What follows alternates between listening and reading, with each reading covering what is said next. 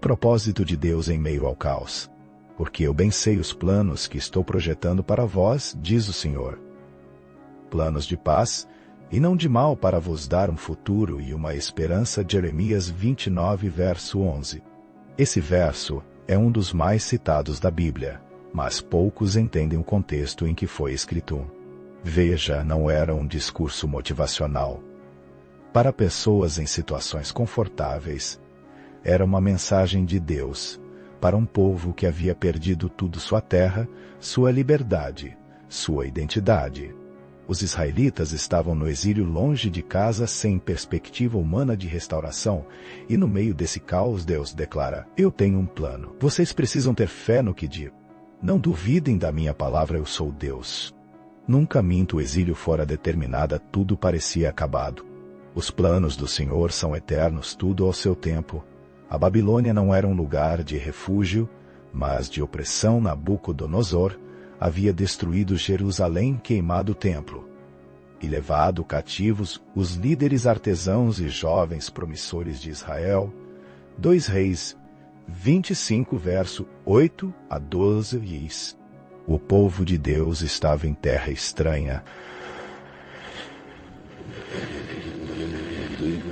O Deus estava em terra estranha, sob uma cultura idólatra e hostil. É o que nós sentimos quando esperamos com nosso modelo de tempo. Achar que Deus desistiu de suas Deus nos abandonou. Alguns falsos profetas até diziam: logo voltaremos. Jeremias 28, verso 2 a 4. Mas Jeremias os confrontou com a verdade. Não, vocês ficarão aqui 70 anos. Jeremias 29, verso 10. Imagine a decepção. 70 anos significava que muitos morreriam no exílio sem ver a restauração. Mas então Deus diz: edifiquem casas, plantem jardins, casem-se, tenham filhos. Busquem a paz da cidade, para onde os exilei, porque no seu bem-estar estará o seu bem-estar. Jeremias nos versos 5 a 7. Ou seja, vocês não estão aqui de passagem. Vivam mesmo aqui, eu estou com vocês. Onde estivermos, nosso Deus estará conosco. Se o buscarmos, ele se deixará encontrar. Os planos de Deus não são os nossos planos. Deus tem planos maiores para nós. Jeremias 29, verso 11. É um exemplo de como queremos sempre um atalho para bênçãos fáceis. Mas Deus não prometeu tirar os israelitas do exílio imediatamente. Ele prometeu estar com eles no exílio. O Salmo 12 confirma o compromisso de Deus com sua palavra, pela opressão dos pobres, pelo gemido dos necessitados. Me levantarei agora, diz o Senhor, porei a salvo aquele para quem eles assopram.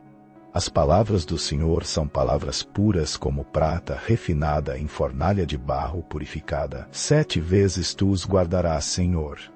Desta geração os preservarás para sempre. Os ímpios andam por toda parte, quando os mais vis dos filhos dos homens são exaltados. Salmos 12, versos 5 a 8. Davi mostra o quanto os ímpios podem causar o mal com sua boca perversa, mas garante que o poder das palavras puras de Deus pode salvar. A injustiça, a violência e a impiedade não passam despercebidos pelo Senhor. Da mesma forma, hoje muitos esperam que Deus remova toda dor, falha ou crise, mas Ele frequentemente nos chama a crescer no meio delas.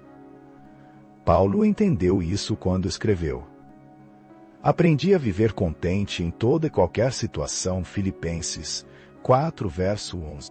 Deus não evitou que José fosse vendido como escravo, que Daniel fosse jogado na cova dos leões, ou que Jesus fosse crucificado. Mas em cada caso, o sofrimento tinha um propósito maior. A esperança deve permanecer no meio da espera. Os israelitas teriam que esperar 70 anos, isso exigia paciência e fé. Do mesmo modo, muitas vezes oramos por respostas imediatas, mas Deus trabalha em um tempo que não é o nosso. 2 Pedro 3, verso 8. Davi é um excelente modelo de confiança no Salmo 25. Ele expressa uma forte dependência em Deus e uma súplica por orientação, perdão e proteção. O salmista eleva sua alma a Deus confiando nele e rogando para que não seja envergonhado diante dos seus inimigos. Ele pede para que Deus lhe ensine os seus caminhos e veredas, para que ele possa viver em verdade e confiança. Além disso, o salmista reconhece os pecados da sua juventude e pede a misericórdia de Deus, lembrando-se das suas misericórdias e bondade. A esperança bíblica não é um pensamento positivista, mas a certeza de que Deus cumpre o que promete. Isto é fé. Abraão esperou décadas por um filho. Romanos 4, verso 18 a 21. Moisés esperou 40 anos no deserto antes de libertar Israel. A esperança deles não estava na circunstância, mas na fidelidade de Deus. O futuro prometido, a restauração em Cristo. Deus cumpriu sua promessa. Depois de 70 anos, os israelitas voltaram para Jerusalém. Esdras vs. 1, verso 1 a 3. Mas a maior restauração ainda estava por vir. Jesus é o cumprimento final da promessa de Jeremias 29, verso 11. Nele, temos libertação do verdadeiro exílio, o pecado. Romanos 6, verso 22. Um futuro eterno. João 14, versos 2 a 3. Esperança que não decepciona. Romanos 5, verso 5. Enfim, você pode e deve confiar nos planos de Deus. Qual é o homem que teme ao Senhor? Ele o ensinará no caminho que deve escolher. Salmos 25, verso 12.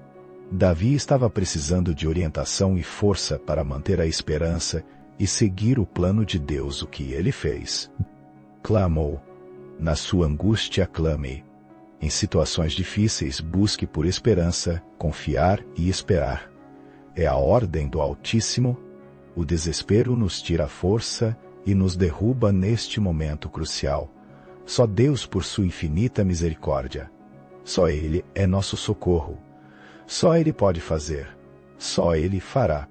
O que podemos fazer? Crer. Tão somente crê. Tudo é possível ao que crê. Marcos 9.